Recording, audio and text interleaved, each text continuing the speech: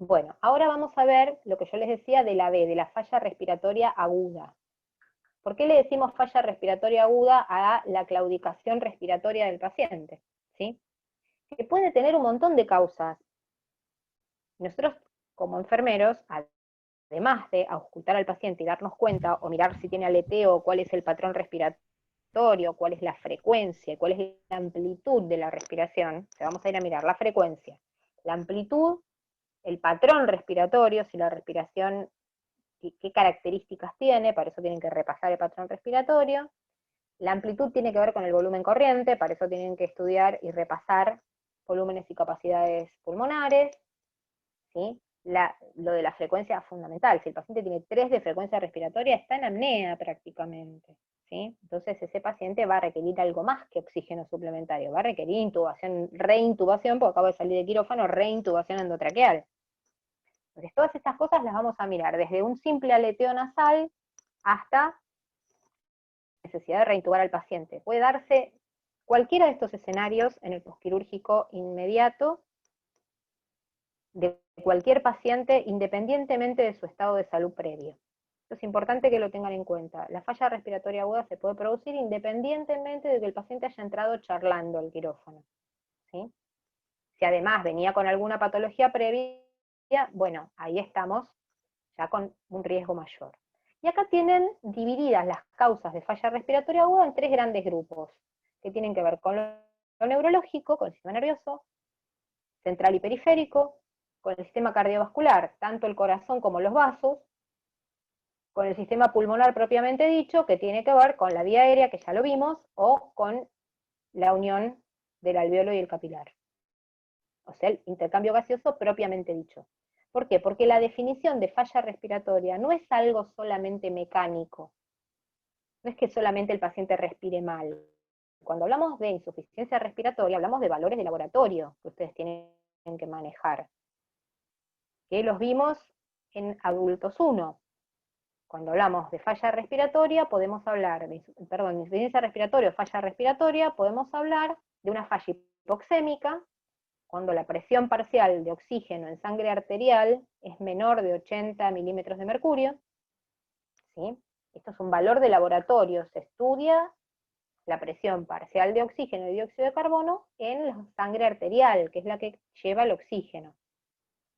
Si la presión parcial de oxígeno es menor de 80, respirando aire ambiente, estamos hablando de falla hipoxémica. Si la presión parcial de dióxido de carbono respirando aire ambiente es mayor a 60, estamos hablando de falla hipercápnica. Recordando que los valores normales de dióxido de carbono son entre 35 y 45 milímetros de mercurio. O sea que entre 45 y 60 tenemos una zona donde estamos hablando de falla. Cuando llegamos a 60 estamos hablando de insuficiencia respiratoria o insuficiencia ventilatoria relacionada con el dióxido de carbono. Entonces decimos que es una falla respiratoria hipercápnica. Estos son valores de laboratorio. Ahora, más allá de los valores de laboratorio, tenemos otras formas de darnos cuenta que el paciente está en falla respiratoria. Por ejemplo, el uso del saturómetro. Si el paciente está saturando por debajo de 90, pensamos que tiene, por la curva de disociación de la hemoglobina, una presión parcial de oxígeno aproximada de 60. Por lo tanto, está en falla respiratoria hipoxémica. Por eso el paciente que sale de quirófano no tiene que saturar por debajo de 95%. Si el paciente satura por debajo de 95%, hay que colocar oxígeno suplementario de apoyo y ir a buscar la causa, ¿sí? Porque el oxígeno me va a aumentar la disponibilidad, la oferta, pero si yo tengo un problema respiratorio que no me permite hacer intercambio gaseoso, por más que yo le ponga todo el oxígeno del mundo, el paciente no va a mejorar, porque el problema no lo tiene en la cantidad que le ofrezco, sino lo que puede captar y utilizar. ¿Voy bien o voy muy rápido?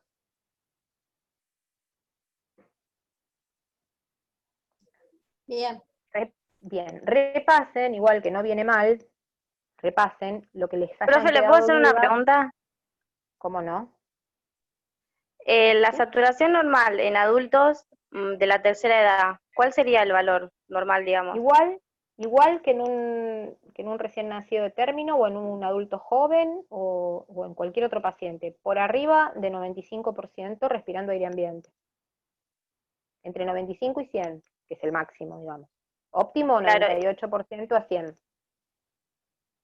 y si Pero en la satura en tercera edad, 93, 92 o 94, quiere decir que hay algo que ahí está hay algo, funcionando mal. claro, claro, y hay que ir a buscar qué es. No quiere decir que sea una situación de gravedad, porque por ahí el paciente con esos valores compensa, porque por ahí el paciente es un EPOC de toda la vida y llegó a los 80 años y satura eso. Hay que Claro, ponerlo no, siempre que nosotros tomamos una medida de algo, un signo vital, que el saturómetro se considera el quinto signo vital, o lo que sea, hay que ponerlo en contexto con el paciente. ¿Sí? El paciente está cursando una neumonía y no vamos a pretender que sature 100% porque es parte del pulmón que no está funcionando. El paciente tiene POC, no vamos a pensar en 100% de saturación porque el paciente, hay una zona del pulmón que se lesionó, se reparó, pero no hace intercambio gaseoso. genial, ¿Se sí, eso no entiende? entendía porque tengo un paciente que tiene 96 años y siempre satura en 93, 92, y nos dijeron que era dentro de lo normal de él mismo, de ese paciente. Y no entendía Claro, bien. hay que ir a ver qué cosas trae este paciente como antecedentes como para que restrinja en cierto modo el intercambio gaseoso. Que probablemente Claro, este paciente, nosotros cuando hablamos de insuficiencia respiratoria ahora estamos simplificando un poco las cosas, porque no estamos entrando en medio interno, sino solamente dando una mirada. Pero hay que mirar otras variables, hay que mirar el dióxido de carbono, si no aumentó, está todo bien. El pH, si no acidificó el pH, está todo bien, por más que sature esos valores en esa edad y en ese contexto. Entonces hay varias cosas que mirar. Si tiene impacto cardiovascular, si cambia el pH, si cambia el dióxido de carbono, con esa saturación y con esa mecánica respiratoria que no debe ser óptima tampoco. listo, Cuando digo gracias, profe. mecánica, cuando digo mecánica respiratoria, ustedes lo que tienen que observar es lo visible de la respiración, lo mecánico, lo que hace a la fuerza del diafragma, lo que hace a la fuerza de la retracción costal para exhalar, a la posición del tórax, al cuello, a la nariz, todo eso es mecánica respiratoria, es todo lo observable, ¿sí? Y hay pacientes que eso lo tienen deteriorado, por más que tengan un espacio alveolo capilar normal. Entonces, todo eso hay que poner siempre en contexto, ¿sí? Acá lo que estamos haciendo es como una generalidad de los orígenes de esta insuficiencia respiratoria aguda en el caso de los pacientes que nosotros vamos a evaluar en esta cursada, que son los pacientes quirúrgicos, ¿sí? ¿Esto se podría trasladar a otros pacientes? Sí, por supuesto que sí. Esto es un esquema de causas que puede darse en cualquier otro paciente. Nosotros ahora vamos a tratar de llevarlo a nuestro paciente en particular. Y que va a tener que ver con lo mismo que vemos siempre. Hicimos el ABCD en el prequirúrgico, vimos la historia clínica amplia, evaluamos todo lo respiratorio del paciente, y hay algunas cosas que las podemos saber desde antes. Por ejemplo, si el paciente tiene hipertensión pulmonar, por ejemplo, si el paciente tiene insuficiencia cardíaca, por ejemplo, si el paciente tiene obesidad mórbida. Estoy recorriendo puntos de todo el cuadrito. Si ustedes quieren después, se lo guardan este cuadrito y le van sacando flechitas y van viendo qué cosas podrían ver en el prequirúrgico, detectarlas en el prequirúrgico con el examen físico y la anamnesis, y qué cosas son específicamente agudas. Por ejemplo, que el paciente tenga medicamentos en este momento, o que haya hecho una hemorragia intracerebral durante la cirugía, ¿sí? Que no es lo mismo que, por ejemplo, haber hecho un derrame pleural masivo o un neumotórax en el quirófano. Son todas causas, algunas en agudo y otras son cosas que llamamos enfermedades concomitantes o situaciones clínicas que el paciente ya traía. Pero como lo que yo quiero que miren fundamentalmente es que cuando ustedes van a la B de respiración, no es solo quedarse en cómo el paciente respira, sino poder hacer también una relación entre el origen de esa respiración anómala que van a observar en el paciente, o esa desaturación de oxígeno que van a observar en el paciente, y alguna posible causa. Por lo menos decir desde dónde proviene el problema. Yo no pretendo que ustedes me digan, si no, el paciente en realidad está en falla respiratoria porque acabo de auscultar una insuficiencia de la válvula mitral. Ni yo me doy cuenta si el paciente tiene una insuficiencia de la válvula mitral, porque no soy cardióloga. Ahora, ¿puedo decir que el paciente tiene un problema respiratorio relacionado con una insuficiencia del corazón? Sí.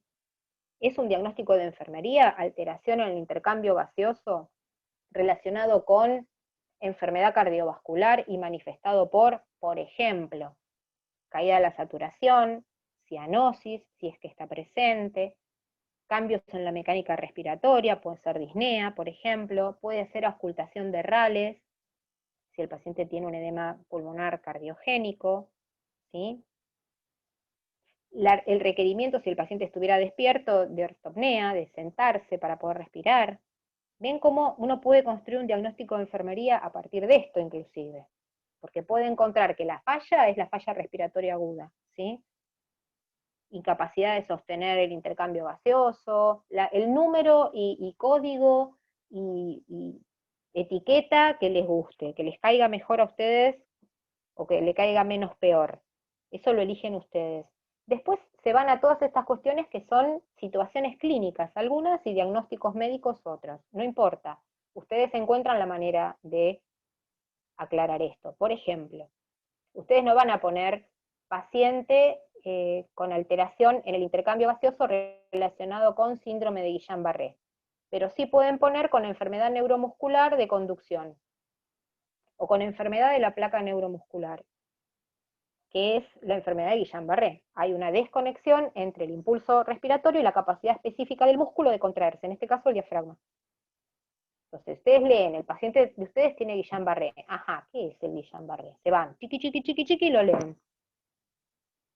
¿Sí? Ah, es una enfermedad neuromuscular. Bien. ¿Por qué se caracteriza? Parálisis. Bien, ¿por qué se paraliza? Porque no hay una buena conducción nerviosa a la placa neuromuscular y el músculo que es el efector no se contrae. En este caso, el problema respiratorio es por el diafragma. Perfecto, listo. Hermoso. Manifestado por, y ahí van a tener todo el cuadro respiratorio que relacionar, ¿sí? Si el paciente tiene una frecuencia respiratoria baja, es porque está bradipneico. Si el paciente tiene respiraciones ineficaces, puede estar en ortopnea, puede tener disnea, hipopnea, un patrón respiratorio conocido y anómalo. Eso lo van a describir ustedes después. Yo los quiero llevar a pensarlo desde ese lugar, ¿sí? Y fíjense cómo tomé un diagnóstico médico a propósito, para que vean que uno se puede correr del diagnóstico médico en la redacción del PAE, pero no se puede correr del diagnóstico médico en la identificación de la patología de base, o el cuadro clínico que en ese momento se diagnosticó, porque si no, estamos hablando de dos idiomas distintos. O sea, los médicos dan un diagnóstico y yo estoy imaginándome otra causa, ¿sí? Todo esto lo pueden ir a trabajar punto por punto, como yo les decía, como encontrado o no encontrado, o posiblemente detectable en el prequirúrgico, y algunas no son detectables en el prequirúrgico porque no se dieron durante el prequirúrgico. Por ejemplo, si la falla respiratoria aguda es de la vía aérea, porque tiene un edema post-intubación, porque estuvo muchas horas intubado para una cirugía larga, y cuando le sacaron el tubo, esa zona se edematizó y se estenosó la vía aérea, se achicó el diámetro, eso no lo van a poder ver en el prequirúrgico por más exhaustivo examen clínico y anamnesis que hagan. Eso lo van a tener que ver en el postquirúrgico, irlo a buscar. Si hay una falla respiratoria, acuérdense, ante cualquier alteración del paciente, aunque sea que se le modificó la presión arterial, van al ABC y se garantizan la permeabilidad y sostén de la vía aérea. Luego van al B, ¿cómo está respirando el paciente? Porque a lo mejor el paciente está hipotenso porque está hipoxémico o acidótico. Y ustedes si empiezan por el C, se comieron la causa. Entonces, siempre que le pase a algún paciente, en el área en la que estén trabajando o en el paciente que estén estudiando, ustedes vuelven de vuelta a la A. ¿Está todo bien con la A? Sigo adelante. ¿Está todo bien con la B? Sigo adelante. ¿Está todo bien con la C? Sigo adelante. ¿Dónde estoy parada? Bueno, voy a la D. ¿Hay algún problema neurológico? Voy a la E. ¿Hay alguna otra cosa que está pasando? Entonces lo destapo al paciente y resulta que se arrancó el drenaje y está sangrando, por ejemplo. Un ejemplo sencillo, ¿sí? Y le está fallando lo respiratorio porque se está desangrando, está en shock hipovolémico. Les mandé unos cuadritos muy lindos de shock, porque vamos a ver el tema, vamos a hablar de shock hipovolémico. Pero yo quería que vieran que este cuadrito, que parece como el infierno tan temido de cosas, porque es mucho, De todo esto se pueden hacer diagnósticos, se pueden separar estas cuestiones entre previsibles y no previsibles, y también o agudas y crónicas, o preexistentes y nuevas. Ustedes elegirán cómo lo quieren clasificar, ¿sí? Algunas son reversibles y otras no. Si yo tengo un paciente con, por ejemplo, un edema, una disfunción diastólica del ventrículo izquierdo, ¿sí? El ventrículo izquierdo no se relaja bien en diástole, y yo no se lo voy a curar a esto en la sala de cirugía al paciente, eso lo va a traer y se lo va a llevar. No es mi momento ahora, de tratar eso se ocupará el cardiólogo. Yo no me voy a ocupar de eso, pero lo tengo que tener en cuenta. Si el paciente tiene obesidad mórbida, yo no lo voy a poner a dieta entre la cirugía y el posquirúrgico inmediato. En relación con neumotórax, hemotórax y derrame pleural, lo vamos a ver en próximas clases cuando veamos drenajes, ¿sí? Así que por eso no se preocupen, porque esa es otra clase. Una vez que dijimos, bueno, el paciente no tiene ninguna disfunción ni falla respiratoria, el paciente es un primor de paciente y no tiene nada a nivel de la A, no tiene nada a nivel de la B. Listo, afuera el problema, rapidito. Mi primera observación, recién me lo traen, así que estoy mirándolo de cabeza a los pies y viendo cómo funciona su ABCD. Me voy a la C de circulación, y yo digo siempre circulación y perfusión. Y acá tenemos el segundo grave problema que se da en la sala de recuperación posquirúrgica o en el posquirúrgico inmediato, se curse donde se curse, y también a veces fuertemente cuando ya está en la sala. Y son los sangrados. El sangrado, la hemorragia y el shock hipovolémico consecuente que puede provocar son la segunda gran complicación de estos pacientes. Entonces, si yo les pregunto, ¿a dónde tengo que apuntar como las cosas más graves que le pueden pasar a un paciente posquirúrgico en cualquier cirugía que tenga complicaciones de la vía aérea o que tenga complicaciones hemorrágicas? ¿Sí? Cualquiera de las dos situaciones puede llevar a este paciente a agravar mucho su cuadro, a necesitar ir a terapia intensiva o inclusive a perder la vida. Entonces, son importantes que nosotros las vayamos a buscar, a detectar antes de que se produzca el shock hipovolémico, porque si se produce el shock hipovolémico, así como cuando se produce el paro respiratorio, hasta el que vende el diario en la esquina de casa se va a dar cuenta que el paciente está en paro.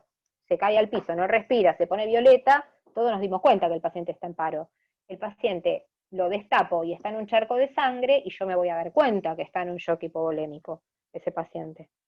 Ahora, ¿qué pasa cuando yo tengo una cavidad cerrada y no estoy viendo signos de sangrado para afuera? Los tengo que anticipar, tienen que estar en mi cabeza. Entonces en mi cabeza, que me contrataron para trabajar en el área de recuperación posanestésica, está que el paciente puede hacer un deterioro neurológico, puede tener problemas con la vía aérea o puede tener problemas de sangrado. Así, sencillo y al pie de entre casa. ¿Qué voy a ir a buscar en ese caso? Bueno, lo último que voy a hacer es tomarle la presión, les cuento. Lo último que voy a hacer es manotear el tensiómetro.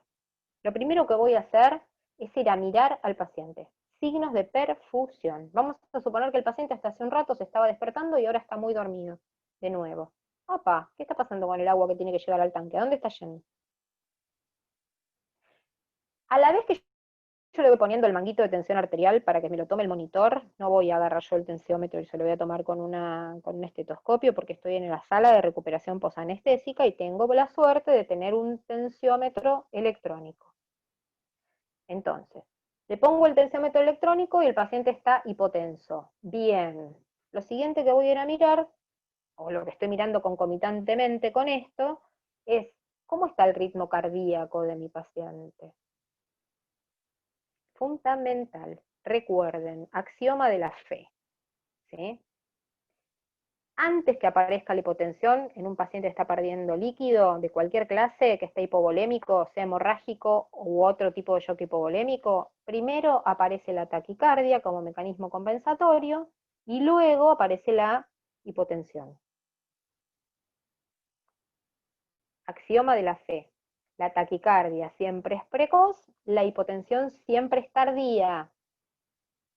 Si un paciente está bradicárdico o hipotenso, está en inminente momento de entrar en paro, porque ya no hay mecanismo compensatorio. Repasar función del sistema nervioso simpático para sostener la tensión arterial y el flujo de sangre a los órganos. Si no tengo buen flujo sistólico, voy a aumentar la frecuencia cardíaca para mantener el gasto. Por ende, van a aparecer arritmias. ¿Qué tipo de arritmias? Taquiarritmias al principio. O sea, taquicardia, que puede ser sinusal o no. Pero la taquicardia es una arritmia, no es un ritmo normal.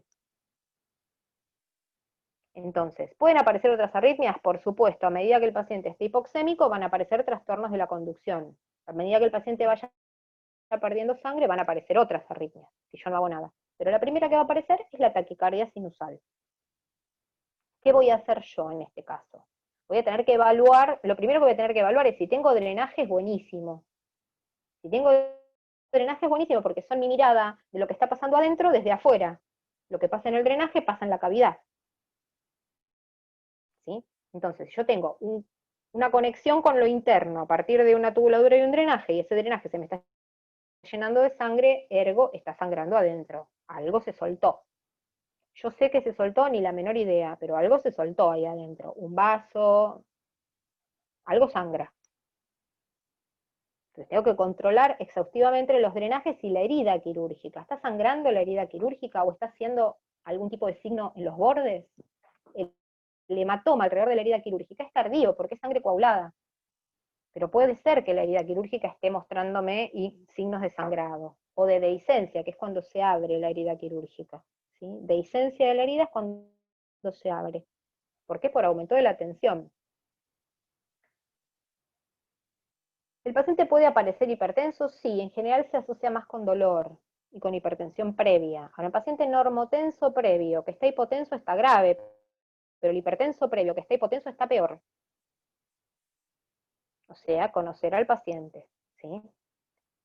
Otras causas que pueden alterar la sed de circulación, que no son tan graves como la hipovolemia o el shock, pueden ser el dolor, ¿sí? El dolor produce taquicardia. Puede ser que el paciente tenga vómitos y esto le produzca una depresión de líquidos, entonces si ustedes hacen bien el balance y ven que está vomitando mucho el paciente, además de darle profilaxis que ya la vimos, le vamos a tener que aportar líquidos para reponer esos vómitos, como cualquier persona que vomita, en este caso intravenosos, porque si se los doy por boca los va a volver a vomitar. ¿Sí? Entonces es importante mi balance de ingresos y egresos. Lo mismo, vamos a ver algo de esto, lo más práctico que se pueda. Y ver si el paciente, cuál es mi mayor signo de que está todo bien en su sistema circulatorio, que el gasto cardíaco es suficiente para llevarle la sangre a los órganos, que el paciente orine. Si es necesario y no tenía puesta, si el paciente estamos sospechando que está en shock, se le pondrá una sonda vesical. Lo que importa es saber si el paciente está filtrando y generando orina. ¿Por qué? Porque si el riñón está funcionando con líquido suficiente, el resto de los órganos también.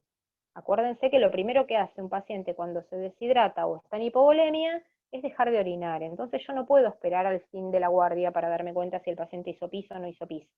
Tengo que hacerlo a las 2 horas que el paciente entró a la sala de recuperación anestésica, tengo que de alguna manera estar segura de que el paciente algún tipo de emisión de orina tiene.